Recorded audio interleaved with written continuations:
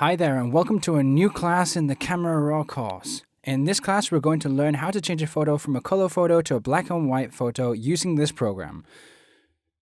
First, let's open up some photos I have selected around here that could look good in black and white.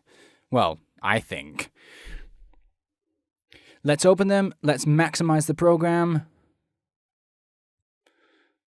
and let's start first with without developing the photos, we're going to take a look at this one, and we're going to see the two ways Camera Raw offers us to be able to change a photo from color to black and white. The simplest way of doing this is through the Desaturation tool. If we leave a photo with no saturation, we're going to be leaving it with no color, but we would still have an image of 3 channels, an RGB image. Later, we can develop the lights and the shadows independently. What do we want to do? Well, we want the photo in black and white to have an interesting contrast that, well, before it had, like the one it had in color, some colors contrasted with others. So when we took it to grays, well, we wanted to, when we desaturate it, we don't want to lose that contrast between the colors. We have to recover the contrast in the color and the light. So it's interesting for us to make the shadows a little deeper through the use of contrast and the light and shadow setting. We could also look at the histogram and try to take the lights to the right side and the shadows to the left. The clarity is also something helpful here. I'm going to lower the exposition a little bit, and, well, that would be a first approximation of a black and white adjustment in this photograph. What's the difference between this way of converting the color to black and white and the next way we're going to see? Well, basically, in this way, the conversion is done simply desaturizing the image, and, well, when we do that, we have to find a contrast that makes the photograph keep the interesting parts. Well, just keep the interesting parts. If not, the image would be quite flat with a lot of grays and hardly any blacks and whites. Yeah, it would just be boring. If we take a photograph like this and we do the same thing, we desaturize it, we'll see that, well, in this case, we have here is a lot of gray, a lot of midtones, but hardly any light and no blacks. So we would have to stretch the histogram both to the right and to the left.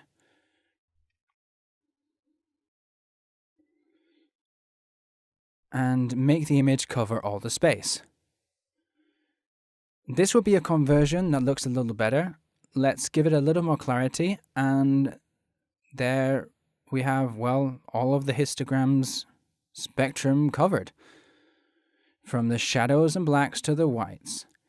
Now we could safely say that we have a black and white image that's, interesting.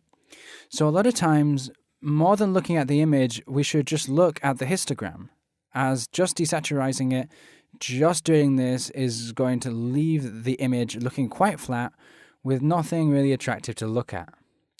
So we shouldn't just desaturate it, we should also have to make sure that our image has the lights well spread from the whites to the blacks, from the left to the right. And then once we have that, we would then have an image that has a little more strength. To this, we could also add in a medium contrast curve, as we saw. It could be a parametric curve or a point curve. In the point curve, we could choose a presetting that comes in the medium contrast and start from there. Or we could, as we saw in the curve lesson, make a curve however we feel. Okay? If we don't want to do it here, we could go to the parametric curve and give it a little more light and take some of the lights away from the shadows. This is going to lightly improve on the contrast that we were working on in the basic panel. We could always go to the curve when we want to define the contrast in the image a little better. And the next panel that we could use would be the split toning panel. In this panel, we could make a black and white image have a warm or a cold tone. Black and whites always look good without making any tonal adjustments, but we can try to achieve a certain similarity with the classic whites and blacks if we give it a little more saturation in a warm tone. both in the lights and in the shadows. We could leave it at 7 and the tone, well, this yellow tone around the 70 value here, with a 7 in saturation switches an image from a neutral tone to a warmer tone. So, well, this can make our black and white be very similar, doesn't matter what it is, to that setting. If we put it here at a volume of 60 in the tone and the lights and shadows, and then a saturation of around 7, we'll get that warm setting of blacks and whites. Once we've done this, both in the photo and in this one, we're going to go to the Special Effects panel. In this Effects panel, and here we're going to give it a little bit of a grain.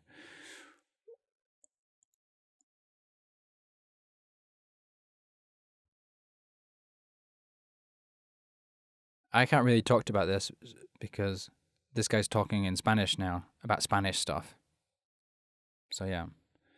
So to see this, it's best for us to have the image. We'll use this one that has a bit more detail. It's ideal that we have the image at 100%. At least once we're there, we can see that the image is quite clean. It's a digital image of 100 ISO. It doesn't have any grains or noise. So here what we're going to do is give it that classical movie appearance. With the amount, what we're going to be able to do is adjust how much we want to see of the grain. We can make them bigger, and we can take away some of the photo's definition, or smaller, and it looks like a dotted image. So we don't want a grain that's too small or too big, as it would take away too much definition. The grain in the negative black and white films made the movie more or less sensible to light, and it was less subtle. The bigger it was, but it did subtract definition. So if we have a fine grain, we're going to have better definition, but not too fine as so that we don't see it. So it's important for us to have a fine grain. Here we have the amount, and here we can tell it how much roughness we want, whether we want to see it rounder or a little squarer. Okay, so just try and improve on that part. We can see the before and the after. We've given it more a black and white movie look. It's what we would see if we saw this photo published in a black and white book. We would see it like this.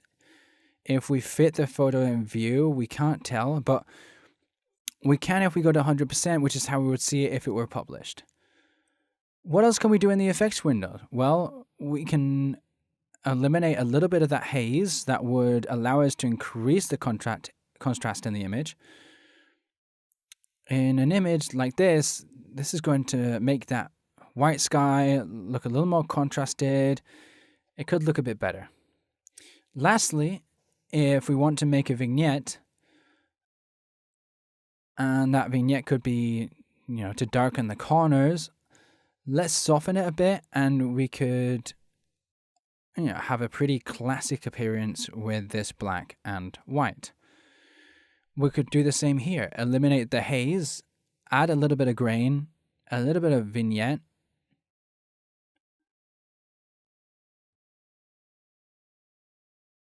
We don't have to do this to every black and white picture, but we're seeing that what it would look like to configure it like a classical black and white photo with its vignette, the grain, the contrast, the warm tone. These are the possibilities we could have with black and white that you can exploit or not. Let's see some examples developing the image using the other procedure. Let's suppose that you have this photo here and, well, in this case, to develop, I'm not going to desaturate the image. I'm going to leave the saturation as it is. We're going to go first to the HSL panel before we develop anything. And here we have a box that says Convert to Grayscale. When we do this, the image would lose the 3 red, green, and blue channels and change them into one in such a way that when the image doesn't have the box marked, here we'd see that the image's profile is in an RGB profile. And if we click here, the profile goes straight to a profile of 2.2, which is one of the black and white profiles that there is. This means that if now I save an image, the image is going to save with just one color channel, the gray channel in this case. So if I deactivate this and the image desaturates, the image doesn't have any color, but it does keep its profile as a colored image. This can have some implications later on if we were to print the photo or if we were to work on it later in Photoshop. So there are photographers that want to keep the 3 channels as they will maintain all that information to work on the image later in black and white. And there are those who prefer to just convert this to grayscale because this allows he or she to have a finer tuning control on the image settings. As what we're going to do here when we convert it to grayscale is to convert the color tones that the image originally had, blue here, green here, yellow. Well, we're going to turn them into darker or lighter tones in black and white. How can we do that? Well, using these regulators, and if we remember how the colors looked originally, or we could use a before and an after image, we could decide what tone of gray we want the windows to have. If I can see that the original was blue, so if I take away some light from that blue, we can make that window a dark gray.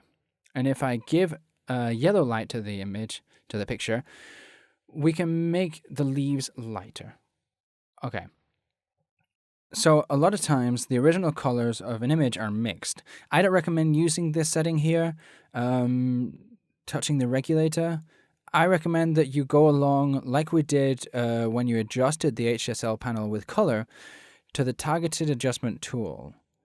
With this, you can go to the part that you want to make lighter or darker, and the colors that correspond with that area will move. In this case, if I go to the window and I move it to the left, I'm taking away light from that area.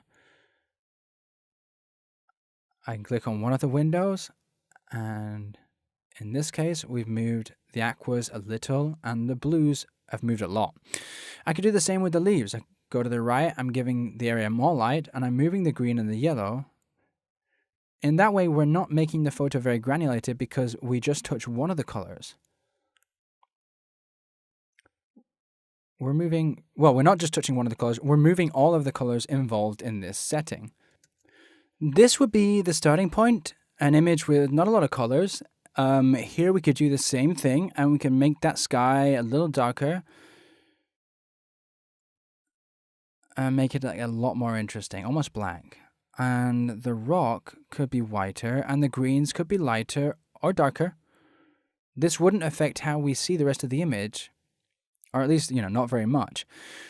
When we adjust the light in the tree, I'm not affecting the sky, I'm not really affecting the rock in the cathedral, and if I modify the cathedral, it's hardly affecting the tree, and it's not doing anything to the sky. Here I have 3 separate tones. I can adjust, the value in one or another independently. In this way, I can achieve an image that's more contrasted than what we would have if we just clicked on Convert to Grayscale. That would give us like a much flatter image. It's much more interesting to use the targeted adjustment tool to get a more elaborate contrast. Once we've got this, we can go to the basic panel and increase the contrast a little, give it a little more clarity. We could go to the curve panel and make a parametric curve where we can increase the lights and make the shadows a little darker. And now we have a much stronger black and white image compared to the original. Here we can see the original image and the image in black and white. We add, as we've seen before, it looks much more interesting than what we had before. We had, as we've seen before, a warmer tone. We can put it at around level 70 in tone and 7 in saturation. And we can do the same thing for the shadows.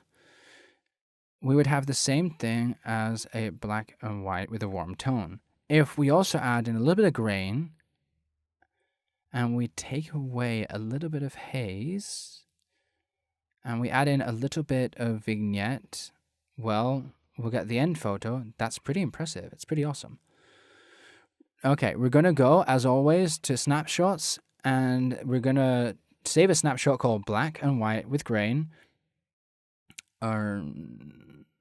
We can actually put it warm black and white grain.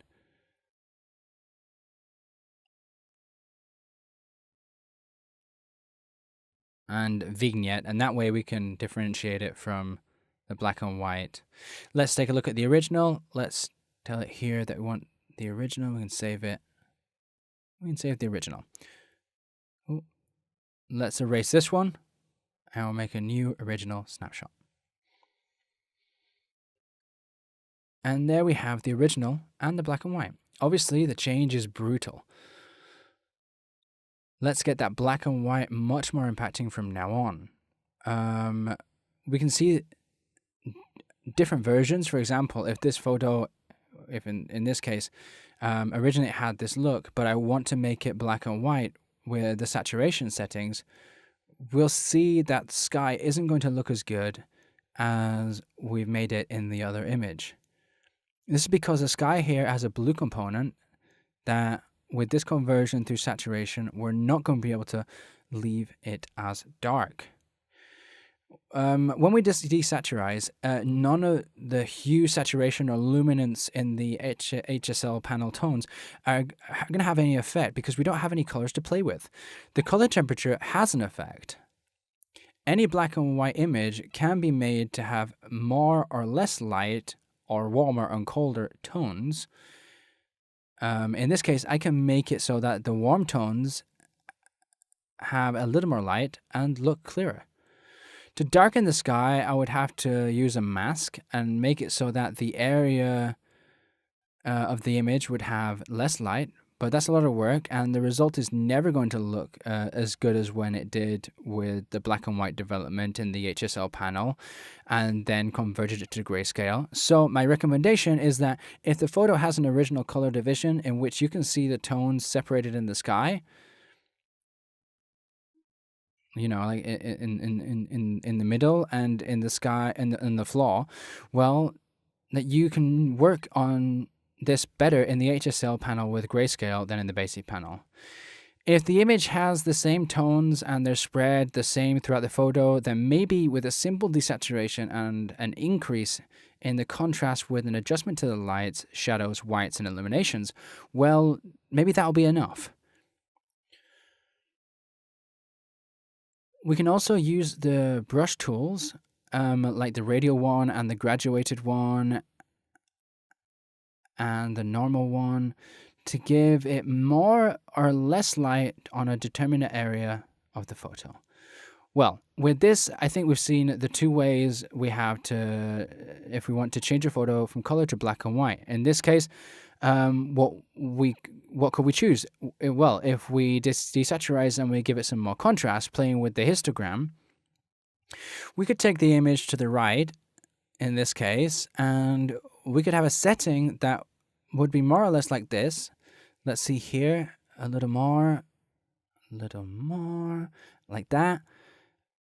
And now I'm not going to use any effects or warm tones or vignette or grain. We're just going to leave it, you know, in this result. Let's go to the snapshots and let's call it black and white through saturation.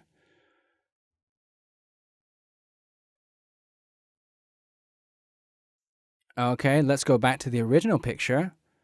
And now we're going to make the black and white conversion with the grayscale. And here we're going to use the target adjustment tool, and we're going to make parts of the photo darker that we want darker, while we're keeping some with more light. We'll get a little bit more contrast to the image, and this will be the grayscale setting. Okay, let's put that in there like that. Okay. There's a snapshot. Okay, let's see how the saturation black and white and the grayscale black and white, they're both different black and whites, and each one will have their own preferences. One thing we have to clear is that the saturation black and white is still a colored image, just without color. And the grayscale is an image in black and white because there's only one channel, the gray channel, with more or less contrast, but it's never going to have color. So the color in this image is gone. And here this image could still show colors if we wanted to work on the colors later. Okay, So this is the class. Everything we can do with the black and white settings, camera raw. We'll continue in the next class, and I'll see you guys later. Bye, guys. I hope you enjoyed it.